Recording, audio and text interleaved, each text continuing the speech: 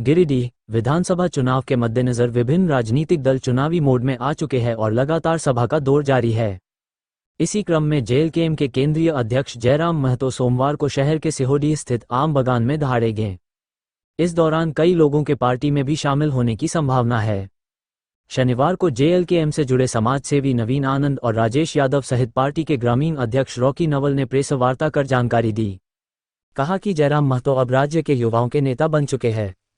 केंद्र और हेमंत सरकार के नीतियों के खिलाफ लगातार जनहित में आवाज उठाने वाले जयराम महतो का काफिला अब बड़ा हो चुका है, जिसका सीधा असर आने वाले विस चुनाव में दिखेगा।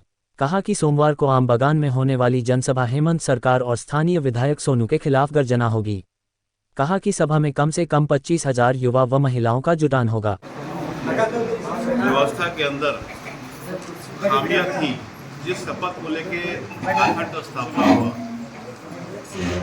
वो कोई भी वादा, वो कोई भी कमिटमेंट कंप्लीट होता हुआ ना दिखते हुए जयराम महतो ने अकेला इस अभियान का बीड़ा उठाया और आज उन्होंने एक कारवां, एक काफिला, बहुत बड़ा कुंबा उन्होंने जो है अपनी मेहनत से बनाया है।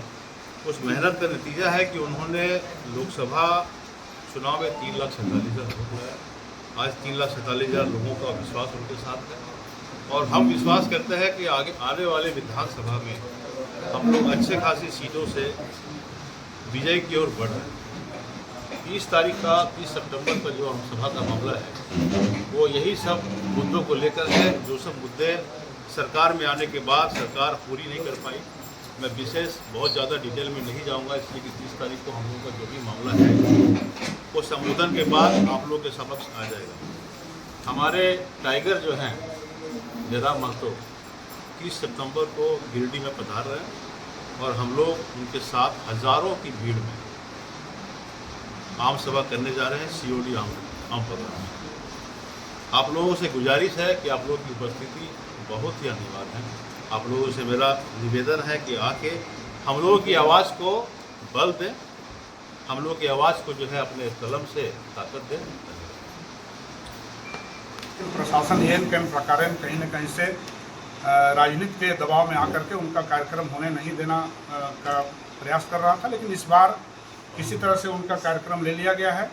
30 तारीख को सीओडी के आम बागान मैदान में बदलाव संकल्प सभा आयोजित है, जिसके मुख्य अतिथि जयराम जी हैं और अभी पूरे झारखंड में जो बदलाव की लहर जो चल रही है, जिसके केंद्र बिंदु जयराम जी बने हुए हैं, तो हम तमाम लोगों से अपील करते हैं कि उस बदलाव संकल्प सभा में लोग भाग लें और कहीं न कहीं से ये सभा इस पूरे जिले के सभी विधानसभा सीटों के लिए आने वाले दिनों में जनता के लिए संघर्ष कैसे आगे बढ़े, उसके लिए इन तमाम चीज़ों को लेकर के ये सभा एक बहुत ही मार्गदर्शन का काम करेगी और इसमें हम तमाम लोगों से अपील करेंगे, आपके प्रेस के माध्यम से भी, कि सब लोग इस सभा में आएँ और ये सभा निश्चित रूप से ऐतिहासिक होगी।